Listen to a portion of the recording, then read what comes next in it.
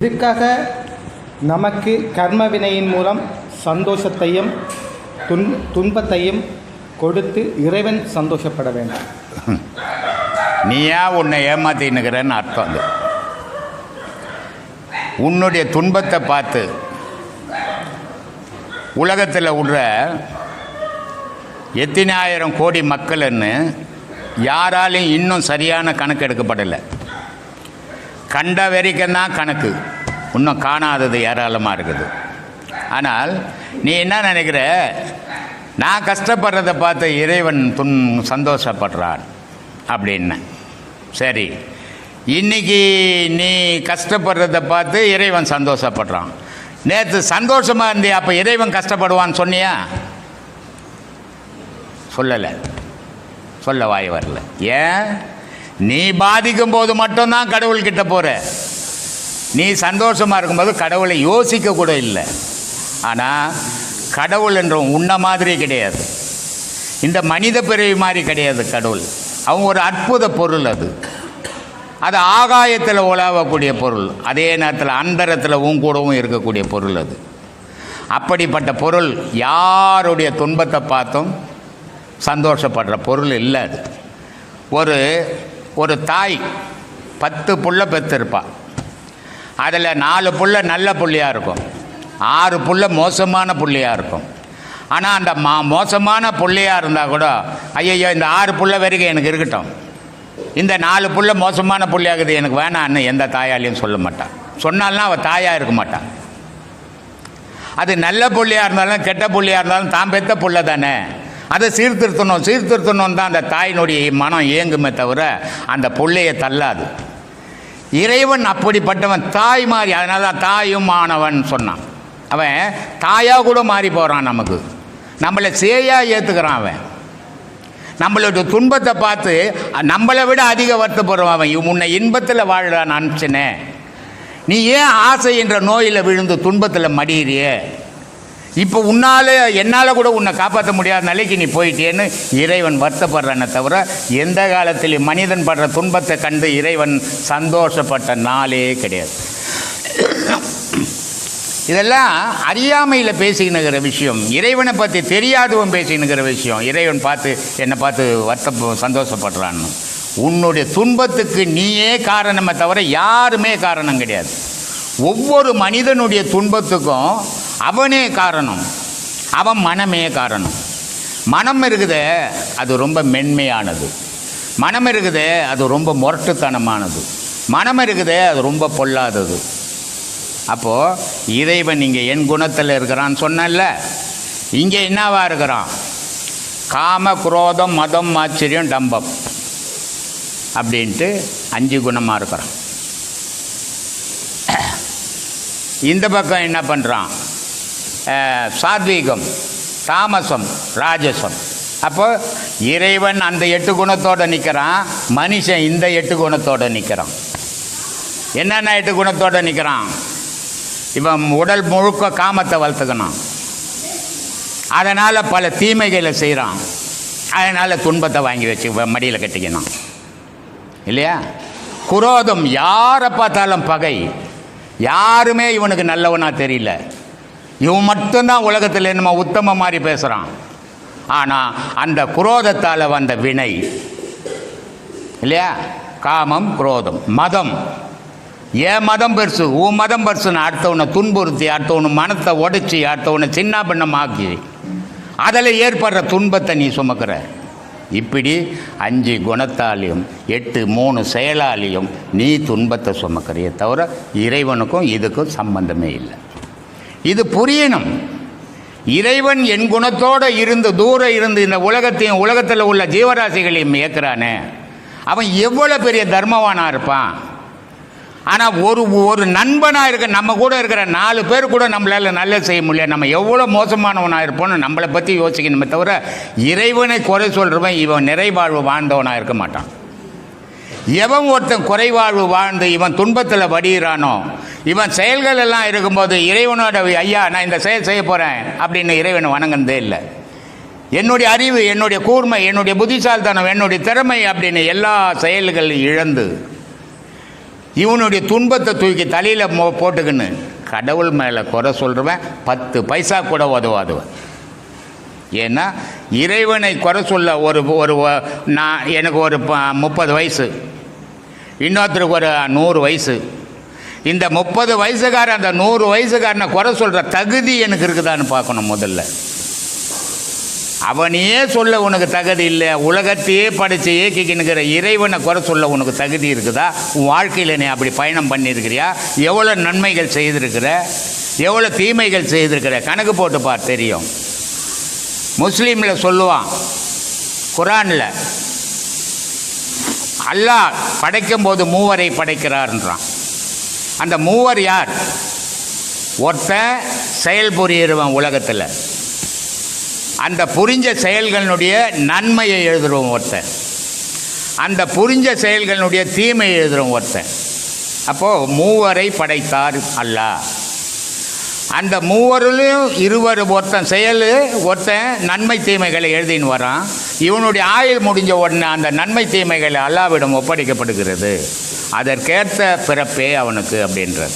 அப்போது இந்த தீமைக்கு இங்கே அல்லாஹ்வே காரணம் இல்லை, மனிதன் தான் காரணம் இல்லையா? இது குரான் சொல்லுது. அப்போது ஒவ்வொரு தீமைக்கும் நன்மைக்கும் காரணமே நாமளே தவிர நம்ம பிறர் மேலே பழி சொல்லி பிரயோஜனமே கிடையாது. நம்மளை நம்ம திருத்திக்கோ. உன் மனத்தை நீ திருத்து, உன் மனத்தை நல்ல செயலில் பயன்படுத்து, சந்தோஷமாக இருப்ப. எப்போவோ செய்த வினை இப்போ மூலம். இவ்வளோ நாள் நீ கடவுளை பற்றியே நினைக்கல, ஆனால் இந்த செயலினுடைய தீமை இப்போ மூலம் போது இப்போ 24 மணி நேரம் கடலை. இதை தான் சொன்னால் கண்ணு போன பிறகு சூரிய நமஸ்காரம் எதுக்குடான்னு. கண்ணு இருக்கும்போதே சூரிய நமஸ்காரம் பண்ணி பழகு. கண்ணு நல்லா இருக்கும்போதே இறைவனை தேடி பழகு. இறைவன் பாதத்தில் சரணாகதி அடி. அதுவே உனக்கு மோட்ச முக்திக்கு வழிவகுக்குமே தவிர இந்த உலகத்தில் நீ ஒன்றும் சாதிச்சிட முடியாது. இது வரைக்கும் சாதித்தவனும் எவனும் கிடையாது. அவன் வாழுங்காலத்தில் அவனுக்கு ஒரு கோஷ்டி வச்சுன்னா அவனை புகழ்ந்துன்னு தெரியும்.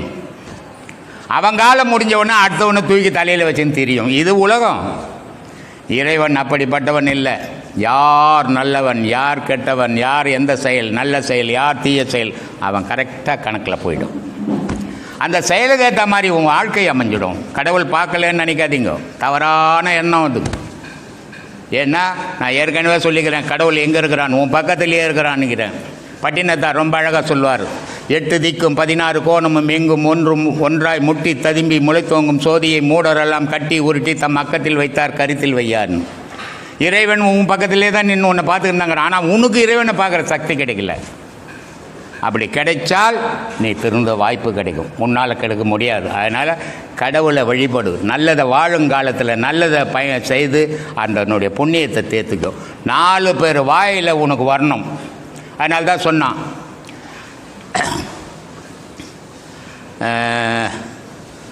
என்னது காட்டெருமை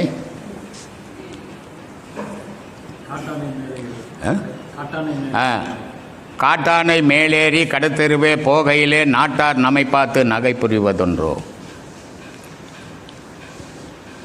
நாட்டார் நகை புரிந்தாலும் காட்டானை மேலேறி என் கண்ணம்மா கண்குளிர காண்பேனே அப்படின்னார் அழுக்கணி சித்தர். இது என்ன அப்படின்னா, நீ வாழும்போது உன்னை ரொம்ப பயப்படுவாங்க எல்லாரும், உன்னை பார்த்தாவே பயம். நீ வாழும்போது உனக்கு ரொம்ப மரியாதை கொடுப்பாங்க. ஆனால் நீ செத்தினா உன் மேலே காட்டு என்ன இருக்குன்னு போகுமா. ஆனால் நான் வாழும்போது யாரும் மதிக்க மாட்டாங்க. ஏன் நான் இந்த கோலத்தில் இருக்கிறேன்? யார் மதிப்பான்? யார் பயப்படுவான்? யாரும் பயப்பட மாட்டான். ஆனால் நான் செத்த காட்டான மேலே நான் போவேன். இதுக்கு என்ன காரணம்? உலகத்தில் மரியாதை இருந்தால் கடவுள்கிட்ட மரியாதை இல்லை, கடவுள்கிட்ட மரியாதை இருந்தால் உலகத்தில் மரியாதை இல்லை. இவ்வளோ தான் சாமி வித்தியாசம். சுவாமி, இப்போது நாத்திகவாதிகளை கடவுள் காப்பாற்றுகின்றார் என்றால் ஆத்திகவாதிகளை யார் காப்பாற்றுவார்கள்? நாத்திகவாதி யார் சாமி உலகத்தில்? காட்டுங்க பார்க்கலாம். மனுஷன் தானே சாமி. இப்போ ஒரு கெட்டவன் கூட போய் ஒருத்தன் சேர்ந்துக்கினான்னு வச்சுக்கோ, அவன் செய்கிற செயலை தான் அவன் செய்வான். இவன் செயலை அங்கே செய்ய முடியாது. அதே ஒரு கெட்டவன் நல்லவங்கிட்ட மாட்டிக்கினான்னு வச்சுக்கோ, நல்லவன் செய்கிற செயலை தான் செய்ய முடியும், கெட்ட செயலை செய்ய முடியாது இல்லையா? அந்த மாதிரி நாத்திகன் சொல்கிறவனும் ஆத்திகன் சொல்கிறவனும் கடவுளுக்கும் சம்பந்தமே இல்லை சாமி. நாத்திகன் என்ன சொல்கிறான்னா ஆத்திகனை விட அதிகமாக கடவுளை வாழ்த்துறான். ஒரே ஒரு வித்தியாசம் என்ன அப்படின்னா, ஆத்திகன் ஒரு முறை கடவுளே என்னை காப்பாற்று அப்படின்னு சொல்கிறான், ஒரு முறை தான் கடவுள் பேர் சொல்கிறான். ஆனால் இந்த நாத்திகங்கிற பாரு பல முறை கடவுள் பேரை சொல்கிறான். இதுக்கு ஒரு உதாரணம் சொல்கிறேன். ராவணன் இருந்தான் இல்லையா, புராணத்தில் நீங்கள் கேள்விப்பட்டிருக்கீங்க, ராவணன் தான். அதே மாதிரி பக்த பிரகலாதனுடைய தந்தை இரணையன் இருந்தான். அதே மாதிரி கம்சன் இருந்தான் இல்லையா. கம்சனுடைய வேலை என்ன, அவனுடைய நினைவு என்ன, எந்த நேரமும் கண்ணனை கொன்னுடணும், அதானே அவனுடைய குறிக்கோள். அப்போது இவனுக்கு 24 மணி நேரமும் கண்ணனை பற்றி தான் கம்சனுக்கு நினைப்பு. அப்போது மற்றவனை விட அந்த நாட்டில் இருந்த மக்களை விட கம்சனுக்கு தான் அதிகமான கருணை கடவுள் மேலே, அதனால் அதிகமாக நினைச்சான். அதே மாதிரி பக்த பிரகலாதன் அந்த ஹரிநாராயணான்ற சொல்லே சொல்லக்கூடாது அப்படின்னு தன்னுடைய பிள்ளைக்கு பிரகலாதனுக்கு சொல்லி கொடுக்குறான். ஆனால் அவன் பிரகலாதன் சொன்ன வார்த்தையை விட இரணையன் சொன்னது தான் அதிகமான ஹரிநாராயண நாமம்.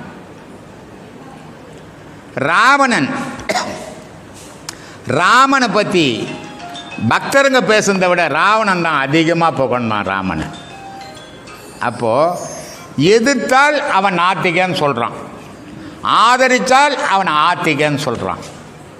ஆனால் ஆதரிச்சனை விட எதிர்த்தவன் தான் அதிகமான கடவுள் நாமத்தை சொல்கிறவன். ஏன்னா அவனுக்கு தான் இது இல்லை, அது இல்லை, இது இல்லை, இப்படி இல்லை, அப்படி இல்லைன்னு சொல்லிக்கினே இருக்கணும். ஆனால் நம்ம சொல்கிறது என்னன்னா, நீ ஆத்திகம் எண்ணி போட்டு இருக்கிற பொருளெல்லாம் இல்லைன்னு பேசாத, அது உனக்கே கேடு. அதே நேரத்தில் நான் ஆத்திகன்னு சொல்லிவிட்டு இல்லாததெல்லாம் வாரி வேஷம் கட்டிக்கின்னு இதெல்லாம் இருக்குதுன்னு சொல்லாது. ஆத்திகனாக இருந்தாலும் நாத்திகனாக இருந்தாலும் சரி, கடவுளுன்ற ஒரு பொருள் உள்ளே இருக்கிற வேண்டியான் ஆத்திகனும் இருப்பான், நாத்திகனும் இருப்பான். கடவுளுன்ற ஒரு பொருள் காற்றிருந்த பிராணன் வெளியே போச்சுன்னா அங்கே நாத்திகனும் இல்லை, ஆத்திகனும் இல்லை. அப்போது எது நிற்குது, எது பேசுது? உள்ளே இருக்கிற இறைவன் மட்டும்தான் பேசுகிறான், நீ பேசலை. நீ வச்சுக்கினது உனக்கு பேர் ஆத்திகன், அவனுக்கு பேர் நாத்திகன்னுட்டு. ஒருத்தனை கோவிந்தான பேர் வச்சுக்கினா, ஒருத்தன் குமாரசாமின்னு ஒருத்தன் பேர் வச்சுக்கினா, இது பேரெல்லாம் அவங்க வச்சுக்கிற பேர். ஆனால் இறைவன் வச்ச பேர், இயற்கையான பேர் பிராணன். அந்த பிராணன் வெளியே போச்சுன்னா ஆத்திகனம் இல்லை, நாத்திகனம் இல்லை. சாமி எங்கே ஆத்திகன்? நாத்திகன் பாம்பாட்டி காலத்தில் நாத்திகம் பேசுகிறாரு. நாத்திகம்ன்றது இப்போ தான் பேசுச்சுன்னு இல்லை. நாத்திகெல்லாம் வாழறானான்னு பார்த்தீங்கன்னா எத்தனையோ நாத்திகம் பிச்சை எடுத்துக்கணுங்கிறான். ஆத்திகெல்லாம் பிச்சை எடுக்கிறானா எத்தனையோ ஆத்திகெல்லாம் கோடீஸ்வரனாகிறான். அதனால் உலக வாழ்க்கையில் ஆத்திகனா நாத்திகனா இல்லை, அவனுடைய வாழ்க்கை முறை, அவனுடைய தொழில், அவனுடைய பயணங்கள், அவனுடைய சுற்றுச்சூழல், இதெல்லாம் சேர்த்து தான் அவனை நிர்ணயம் பண்ணுது. இங்கே ஆத்திகமா நாத்திகமான்றது பேச்சே கிடையாது. அதனால் ஆத்திகம் நாத்திகம்ன்றதை மறந்துடுங்க, மனுஷன்றதை நினச்சிக்கோங்க. இந்த ஆத்திகம் நாத்திகம்னு நினைக்கிற மாதிரி தான் மதங்களும் இன்றைக்கி வாதம் பண்ணின்னு இருக்குது. அதனால் இது தேவையற்ற விஷயங்கள். ஒருத்தருக்கு ஒருத்தர் அன்பு பரிமாறிக்கணுமே தவிர இங்கே நான் நாத்திகன், நான் ஆத்திகன் என்ன ஆகிட போகிறேன்? ஆத்திகன் இருந்தாலும் அம்மா வயிற்றில் தான் பிறக்கணும், நாத்திகன் இருந்தாலும் தாய் வயிற்றில் தான் பிறக்கணும். ஆத்திகன் இருந்தாலும் ஒரு மனைவின்னு ஒரு பெண்ணை கட்டி தான் ஆகணும், நாத்திகனாலும் ஒரு பெண்ணு மனைவின்னு கட்டி தான் ஆகணும். ஆத்திகன் எனக்கு மனைவி கட்ட வேண்டியதில்லை, தானாக வரும்னு சொல்ல முடியுமா? நாத்திகன் எனக்கு மனைவி கட்டிக்க வேண்டியது தானாக வரும்னு சொல்ல முடியுமா? வாழ்க்கை முறை பூமியில் நீயும் ஆத்திகனும் சாப்பிட்டாகணும், நாத்திகனும் சாப்பிட்டு தாண்டா ஆகணும். இங்கே என்னடா ஆத்திகன் நாத்திகன் சும்மா வாதத்துக்கு பேசி நிற்கிறீங்க, அது தேவையற்ற விஷயம். மனுஷன்ற ஒரே நினைப்பை வச்சுங்க, எல்லாருக்கும் நன்மை நடக்கும். சொல்லுங்கள் சாமி.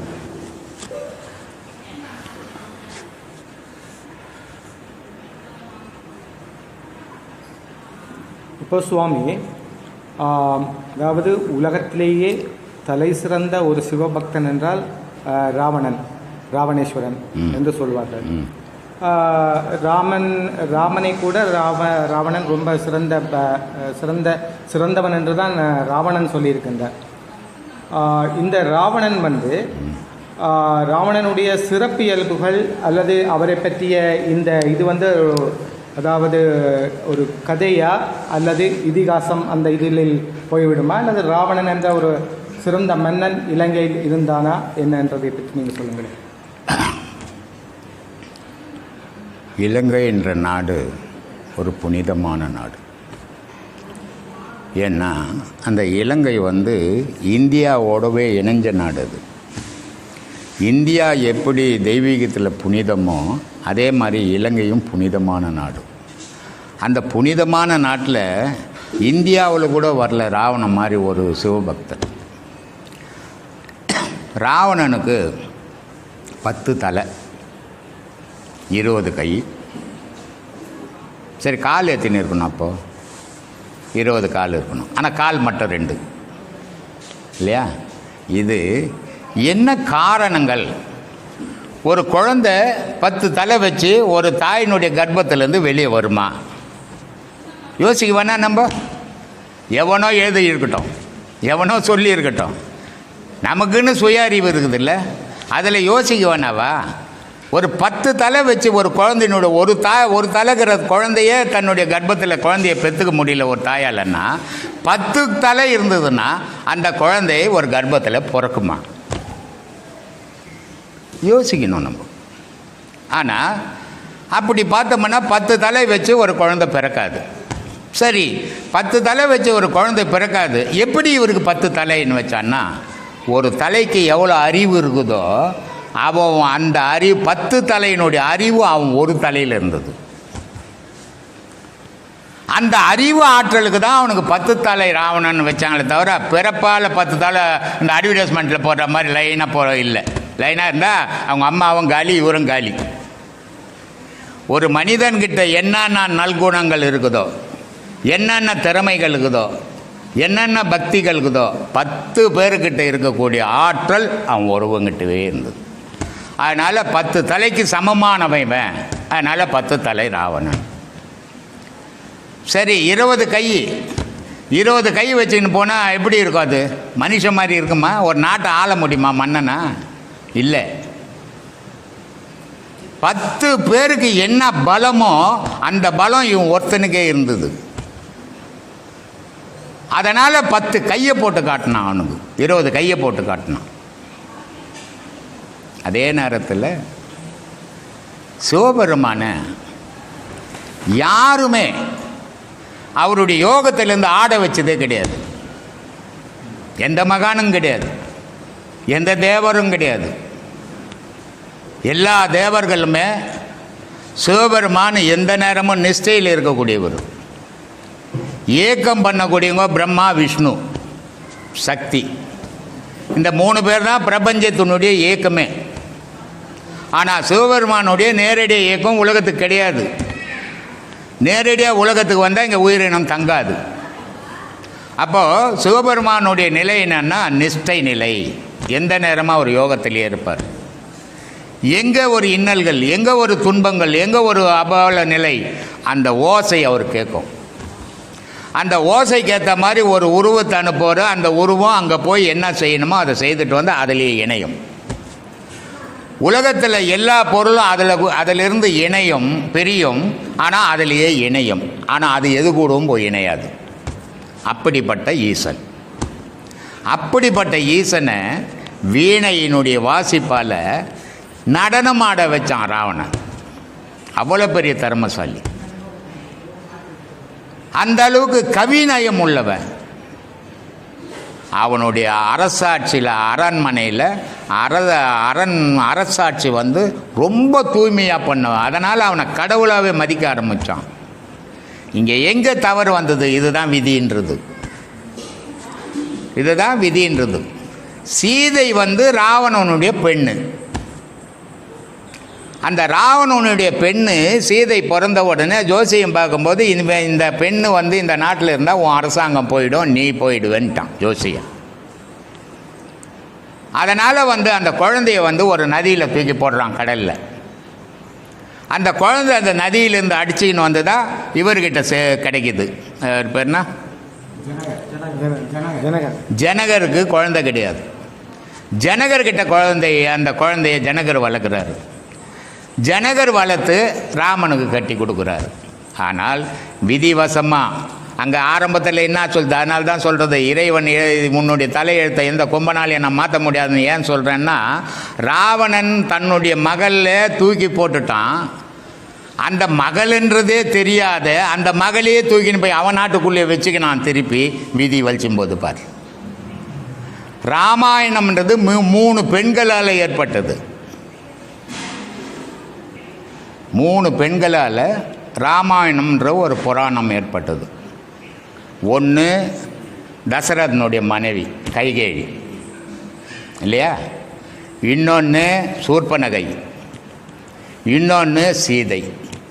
இந்த 3 பெண்களால் அழிஞ்சது இலங்கை இல்லையா. அப்போது ஒரு நாடோ ஒரு வீடோ நல்லா இருக்கணும்னா அந்த நாட்டில் இருக்கிற பெண்ணும் அந்த குடும்பத்தில் இருக்கிற பெண்களும் நல்லா இருந்தாங்கன்னா அந்த நாடும் நல்லாயிருக்கும், அந்த பெண்களும் நல்லா, அந்த வீடும் நல்லாயிருக்கும். அதே மாதிரி இந்த ராமாயணத்தினுடைய அழிவு 3 பெண்களால் ஆச்சு. இந்த மகாபாரதம் என்ற அழிவை தேடினீங்கன்னா அது 3 ஆசைகளால் ஆச்சு. இது 3 பெண்களால் அழிஞ்சது.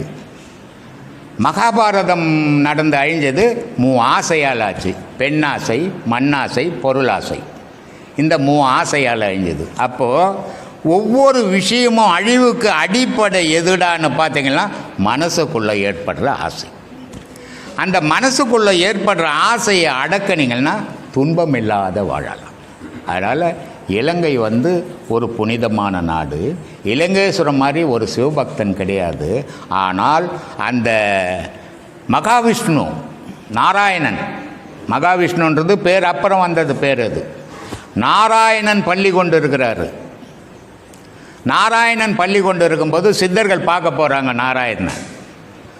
அப்போது இந்த 2 பேர் காவலாளிகள் நாராயணனுக்கு, யாரும் டிஸ்டர்ப் பண்ணாத பார்த்துக்க வேண்டியது. யார் யார்? இரணையன், இரணையாட்சிதன், 2 காவலாளிகள். இந்த சித்தர்கள் பார்க்க போகும்போது இது மாதிரி நாராயணனை பார்க்கணுன்னா பார்க்க முடியாது, இப்போ அவர் பள்ளி கொண்டு இருக்கிறாரு, அப்புறமா பார் நாங்கள் வந்திருக்கிறோன்னு சொல்லி யார் வந்தேன்னு சொன்னாலும் விட முடியாதுன்ட்டு அவங்கள சபிச்சுட்டு உள்ளே போயிடுறாங்க. அவங்களுடைய சாபனை தான் அந்த கம்சன், அவங்களுடைய சாபனை தான் அந்த இரணையன், அவங்களுடைய சாபனை தான் அந்த ராவணன். இந்த முப்பிரவிலும் அப்போது இது முடிஞ்ச பிறகு நாராயணங்கிட்ட இந்த 2 பேரும் கேட்குறாங்க, ஐயா இந்த மாதிரி சித்தர்கள் எங்களை சபிச்சிட்டாங்க, அந்த சாபனியை நீங்கள் தான் என்கிட்ட எங்களை காப்பாற்றணும் அப்படின்னு இந்த காவலர்கள் நாராயணனை கேட்கும்போது, அப்போ நாராயணன் சொல்கிறாரு, அவங்களுடைய சபிச்ச சாபனியை நான் திருப்பி பெற முடியாது. அப்போ இதுக்கு என்ன வழி? ஒரே ஒரு வழி உண்டு. 3 பிறவியில் நீங்கள் என்னை திட்டணும், 3 பிறவியில் என் கையாலேயே நீங்கள் சாகணும், அப்போ உங்களுக்கு மோட்சம். அந்த 3 பிறவி தான் அது. கமசன், இரணையன், ராவணன். இந்த 3 பிறவிலையும் எந்த நாராயணன் கிட்ட வரம் வாங்கின்னு வந்தாங்களோ அந்த நாராயணியை திட்டி அந்த நாராயணாலேயே செத்து மோட்சத்துக்கு போனாங்க. இதுதான் சாமி வரலாறு. ஆன்மீக தேடல் எப்போ நிறைவு அடையுது சார்?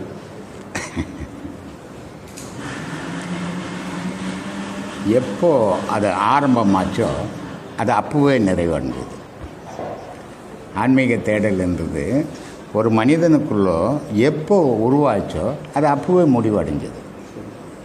ஏன் அப்படி சொல்கிறேன் அப்படின்னா, மனிதனுடைய பிறப்பு எப்படி, பிறந்த உடனே அவன் என்ன தேடுறான்னு நான் சொல்லியிருக்கிறேன். தாயை தேடுறான். அவன் ஒரு மனிதன் பூமியில் பிறந்த உடனே அவன் கண்ணால் முதல்ல கண்டது மண், தாய் கூட கிடையாது. எல்லோரும் சொல்லுவாங்க தாய் தான் முதல்ல பார்த்து, மண்ணை தான் பார்ப்பான். ஏன்னா அந்த குழந்தை கவுந்து பிறகுற குழந்தை அதனுடைய காட்சி முதல்ல பூமி தான் தெரியும். கடைசியில் மனிதனுக்கு என்ன தெரியும்? பூமி தான் தெரியும். அப்போது ஆரம்பத்தில் எதை கண்டானோ முடிவிலையும் அதையே காண்றான் இல்லையா? அப்போது முதல்ல அவன் கண்ட உடனே முடிவும் தெரிஞ்சு போச்சு அவனுக்கு. அதே மாதிரி அவன் பிறந்த பிறகு மண்ணை கண்டு அப்புறம் தாயை காண்றான், அப்புறம் தகப்பனை காண்றான், அப்புறம் கல்வியை தேடுறான், அப்புறம் ஒரு தொழிலை தேடுறான், அப்புறம் ஒரு மனைவி மக்களை தேடுறான். இது வரைக்கும் அவனுக்கு கடவுள் தெரியாதே பயணம் பண்ணிருக்கிறான். மனைவி மக்கள் கதை முடிஞ்ச உடனே அவன் நொந்து நூலாகும்போது, பல துன்பங்கள் அவனை சூழும்போது கடவுளை தேட ஆரம்பிக்கிறான். கடவுளை தேடும்போது பெருவாரி இன்னிய மனிதர்கள் எப்படி இருக்கிறாங்கன்னா, இப்போ வேணாங்க நான் குடும்பம்லாம் எல்லாம் செடி பண்ணிவிட்டு கடைசியில் நான் கடவுளை பார்த்துக்கிறேங்கன்னா நீ பார்க்கவே முடியாமல் போயிடுவேன். கடவுளுன்றது நீ பிறந்த உடனே உன் கூடவே கடவுளும் பிறந்திருக்கிறார், அதை நீ உணர்றதில்லை. கடவுள் பிறக்கிறதில்லைன்னா நீ உயிரோடு இந்த உலகத்தில் உலகவே முடியாது. ஆனால் உனக்குள்ளே இருக்கிற கடவுளை நீ அறியாமையே வாழ்ந்துனுக்கிற, அது கூட உறவு கொள்ளாமையே வாழ்ந்துனுக்கிற, வெளி உலக உறவே கொண்டுனுக்கிற. காரணம் உள்முகமாக உனக்கு பார்க்க தெரியல. அப்போது இதையெல்லாம் முடிஞ்ச பிறகு ஒரு நல்ல குரு கிட்ட வர, அந்த குரு சொல்கிறத பயன்படுத்தி பயணம் பண்ணணும். ஆனால் அந்த குரு கிட்ட வந்து கூட உன்னால் பயணம் பண்ண முடியல. காரணம் உன்னுடைய 3 ஆசைகள். அந்த 3 ஆசைகளும் உனக்கு இவ்வளோ கஷ்டங்கள், இவ்வளோ அனுபவங்கள், இவ்வளோ வயது முதுமை வந்து கூட இனி வாழுங்காலம் இறைவனோட வாழலான்ற எண்ணம் வரமாட்டேங்குது. இனி இருக்கிற குறை காலம் பேரனை பார்க்கலாமா, பேத்தியை பார்க்கலாமா, பேரனை படிக்க வைக்கலாமா, பிள்ளையை படிக்க வைக்க, இந்த எண்ணத்திலேயே தான் வாழறே தவிர எங்கள் கடவுளை வந்து. அப்போது கடவுள்னு எப்போ நீ ஒருத்தனை நினைக்கிறியோ அன்றைக்கே கடவுளினுடைய தேடலும் முடிஞ்சு போச்சு. நீ தொடர்ந்து அதோடு உலாவும் போது உனக்கு தனி உறவு கிடையாது. அப்போ கடவுளோட உறவு கொள்ளும்போது என்னைக்கு நீ கடவுள் பாதையில் போனியோ அன்னைக்கே கடவுளுடைய இதுவும் முடிஞ்சது. அந்த மாதிரியான பயணங்கள் நீ பண்ணணும். அப்போது எந்த நிலையிலையும் அதை விட்டு நீங்காமல் நிற்கணும். ஆனால் நீ என்ன பண்ணுற, ஏதோ ஒரு குருக்கிட்டோ ஏதோ ஒரு பெரியவங்கக்கிட்டோ போய் கடவுளை பற்றி சொன்ன உடனே அதை அந்த காதில் வாங்கிட்டு அதை போட்டு இது என்னால் முடியாதுங்க, நான் செய்ய முடியலைங்க, எனக்கு உடம்பு வணங்கலுங்க, எனக்கு 1000 பிரச்சனை இருக்குதுங்க, நீனா கடவுளுக்கும் உனக்கும் எந்த காலத்துலேயுமே தொடர்பு இல்லாமையே போயிடுவேன். உனக்கும் யமனுக்கும் மட்டும் தொடர்பு இருக்கும். அதை மனசில் உறுதியோடு நினச்சிக்கணும். இரு விழி இழந்தவர்கள் இறைவனை காண முடியுமா சார்? ஏமா இரு விழியுமே இழந்தவர்கள், இருள் கண்ணு 2 கண்ணுமே இல்லாதவங்க வந்து இறைவனை காண முடியும். இறைவன் இருக்குது அப்படின்னு கண் சொல்தா மனம் சொல்தா? மனசு சொல்லுது. அப்போது இந்த மனமாகப்பட்டது கடவுள் இருக்குதுன்னா கடவுள் இருக்கும், மனமாகப்பட்டது கடவுள் இல்லைன்னா கடவுள் இருக்க போகிறதில்ல. ஆனால் இந்த 2 புறக்கண்ணும் கடவுளை பார்க்கக்கூடிய சக்தி இந்த கண்ணுக்கு கிடையாது. ஒரு சாதாரண ஒரு மின்னல் வந்ததுன்னு வச்சுங்க வானத்திலிருந்து, அதை உத்து பார்த்தீங்கன்னா உன் கண்ணு போயிடும். சாதாரண மின்னலை பார்த்தாவே உன் கண்ணு தாங்கலை போயிடுத. இந்த மின்னல் மாதிரி கோடி மின்னல் உகந்தவன் கடவுள், அதை பார்க்கறதுக்கு இந்த கண்ணுக்கு சக்தி உண்டா? இல்லை. அதனால தான் கடவுளை பார்க்கணுன்னா எப்படி பார்க்க முடியும்? யோகத்தினுடைய மூலியமாக போய் புறக்கண்ணை மூடி அகக்கண்ணால் மட்டுமே பார்க்க முடியும்னு சொல்லிக்கிறேன். ஏன்னா அகக்கண் பார்த்தா தாங்கும், புறக்கண் பார்த்தா தாங்காது, கண் போயிடும், குருடாயிடும். அதனால் புறக்கண்ணால் கடவுளை காண முடியாது. அப்போது கடவுள் இருக்குது இல்லை, இதை வழிபடல அப்படின்ற நினைக்கிற மனசு, இந்த மனசு தான் முக்கியம். அங்கே மனம் இல்லைன்னா கண் இருந்தாலும் நீ எது இருந்தாலும் அந்த கடவுளை பார்க்க போகிறதில்லை நீ. அப்போது உன் மனம்தான் அதுக்கு பேஸ். உலக வாழ்க்கைக்கும் மனம்தான் காரணம், கடவுள் வாழ்வுக்கும் காரணம் மனம்தான். ஒரு மகான் இருக்கிறான், குழந்தையாக பிறந்தான், பெரியவனாக வளர்ந்தான். ஆனால் இந்த வாழ்க்கை வேணாம், எனக்கு கடவுள் தான் வேணும்னு போயிடுறான். அப்போ எது முடிவு பண்ணிச்சுன்னா அவனுடைய மனம்தான் முடிவு பண்ணிச்சு. இல்லை கடவுள் வேணாம், நான் வாழ்க்கையை ஸ்டடி பண்ணிக்கிறேன் வாழான்னு சொன்னால் அது எது முடிவு பண்ணிச்சுன்னா அவனுடைய மனம்தான் முடிவு பண்ணிச்சு. அப்போது கண் காரணமே இல்லை, அவனுடைய நினைவே காரணம். அதனால தான் சொன்னான், நீ எந்த நிலையிலையும் அந்த நினைவு விட்டு நீ நீங்கக்கூடாது. எப்படி இருக்கணும்னா அதுக்கு தான் சொன்னான், காதலாகி கசிந்து கண்ணீர் மல்கி ஓதுவார் உயிர்ப்பதற்கு நாதனாம் நாமம் நமச்சிவாயமேன்னா. அந்த வார்த்தையிலேருந்து நீ எந்த நேரமும் விலகக்கூடாதுடா. விலகாமல் இருந்த எனக்கு இறைவன் உன்னோட உறவு கொள்வான், நீ அதை விட்டு விலகினா இறைவன் தூரம் போயிடுவான்டான்ட்டான். அதனால் கண்ணு காரணமே இல்லை. என்கிட்ட கூட வந்தாங்க அந்த மாதிரி ஒரு 2 கண் இல்லாதவங்க ஒரு மாதம் வந்தாங்க பார்த்தியா. அந்த மாதிரி கூட என்ன சொன்னேன், ஒரே ஒரு உபதேசம் வாங்கிக்கோ, உன்னுடைய உயிரையே நீ நினை, அதான் கடவுள், கண்ணு கடவுள் இல்லை. அப்போது அந்த உயிரோடு உன்னுடைய உறவுகள் நடக்கும்போது கடவுள் அடையலாம், உடலோட உறவுகள் நடக்கும்போது கடவுளுக்கு உனக்கும் சம்மந்தம் இல்லை. இதான் சாமி சொல்லுங்கள். பாவத்திலிருந்து விடுபட மனித குலம் வழி என்ன சார்? புண்ணியத்தை தேடணும். ஒரு மனிதன், பலவிதமான மனிதர்கள் இருக்கிறான் உலகத்தில். பிறவியில் இருந்து இறப்பு வரைக்கும் அவன் எவ்வளோ துன்பத்திலையும் நன்மையே செய்து பழகுவான். ஒரு மனிதன் அவனுக்கு துன்பம் எது தீமை எது நன்மை தெரியாமல் வாழ்ந்து கடைசியில் கடவுளை சேருவான். ஒருத்தன் கடைசி வரைக்குமே கடவுளை வெறுப்பான். இப்படி 3 விதமான மனிதர்கள் வாழ்வு இருக்குது. ஒரு மனுஷன் தெரிஞ்சோ தெரியாமையோ பாவங்கள் பண்ணியிருப்போம். யாரும் பண்ணாத மனித வர்க்கமே கிடையாது. நான் உத்தமங்கன்னு யாராலையும் சொல்ல முடியாது. பெரிய பெரிய மகான்கள் கூட சில தவறுகள் செய்கிறான். மகான்கள் அவங்க எந்த தவறும் செய்ததில்லைன்னு சொல்லவே முடியாது. ரொம்ப அந்நியுன்யமாக பிடிச்ச பட்டினத்தாரை கூட நான் ஒரு தவறை சுட்டி காட்டுவேன் இல்லையா? அவரையே நம்பி இருந்த அவருடைய மனைவி சிவகலை அவர் விட்டுட்டு வரலாமா? அந்த மாவல்ல இவர் கூட கூட்டும் போயிருக்கணும். அப்போ அது ஒரு உயிரை தவிக்க விட்டுட்டு வந்தது இவருடைய பாவம் தானே அது இல்லையா? இது நமக்கு. ஆனால் அவருக்கு அது இல்லை. மனைவின்னு ஒருத்தர் இருக்கிறான்ற ஞாபகமே அவருக்கு இல்லை.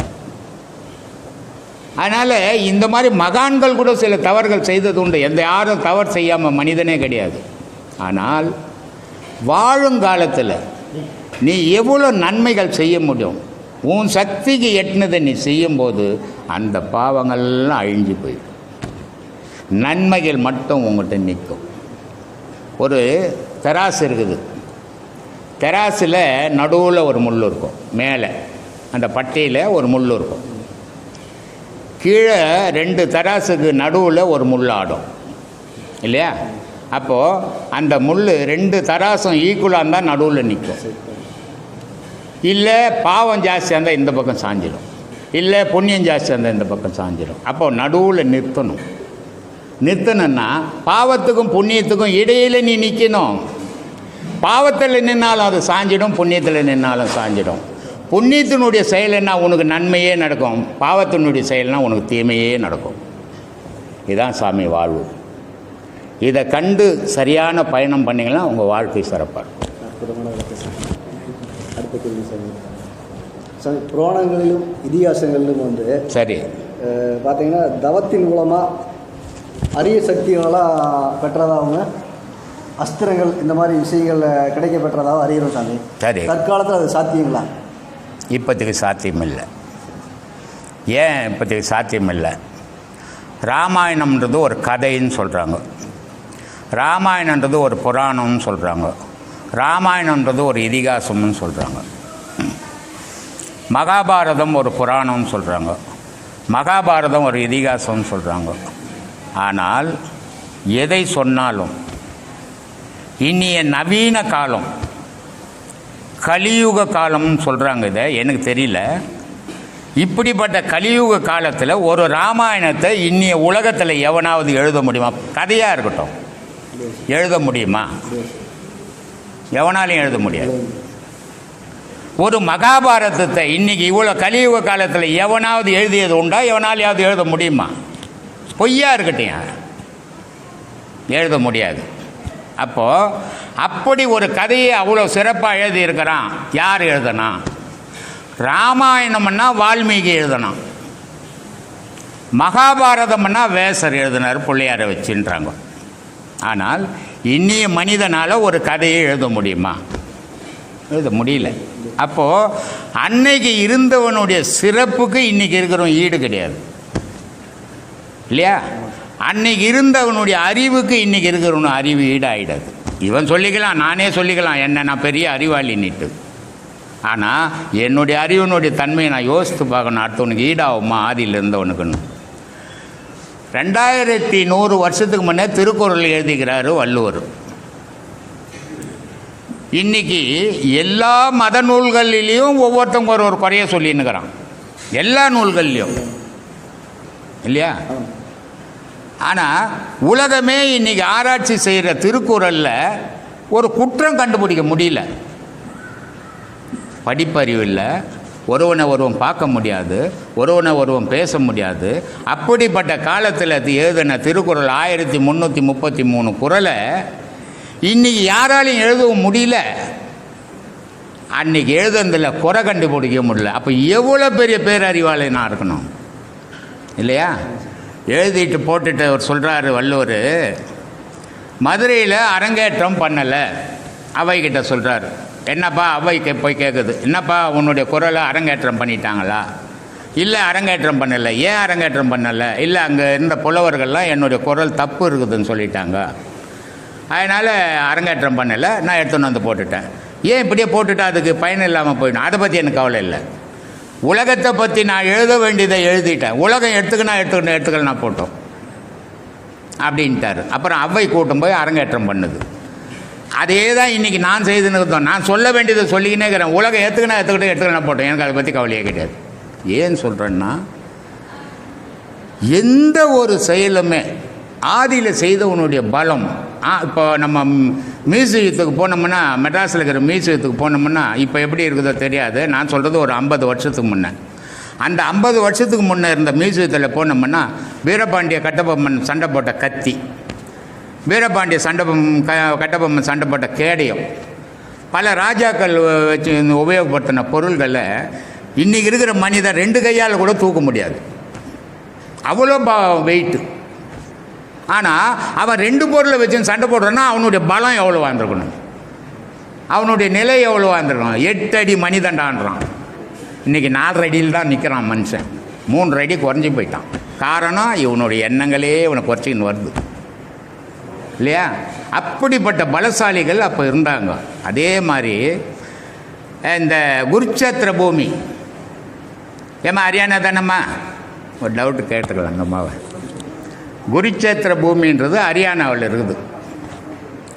இந்த ஹரியானாவில் எஃப்எம் ரேடியோவில் இந்த மெசேஜ் இது நான் சொல்கிறேன். ஹரியானாவில் குருச்சேத்திர பூமியில் ஒரு விஞ்ஞானி, ஒரு டாக்டர் 2 பேரும் போய் அந்த மண்ணை டெஸ்டிங் பண்ணியிருக்கிறாங்க. வெறும் கெமிக்கலாக இருக்குதான். 5400 வருஷத்துக்கு முன்ன நடந்த மகாபாரதத்தினுடைய விளைவு இன்றைக்கி அந்த மண்ணை டெஸ்ட் பண்ணால் கெமிக்கலாக இருக்குதான்.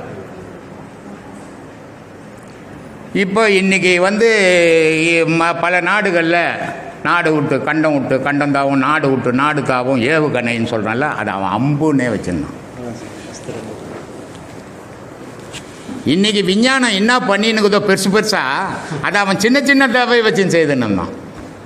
அந்த அளவுக்கு அறிவாளிகள், அந்த அளவுக்கு திறமசாலிகள். வில்வெட்டுன்ற ஒரு துணி ஆதியில் 5400 வருஷத்துக்கு முன்னே இருந்துக்குது.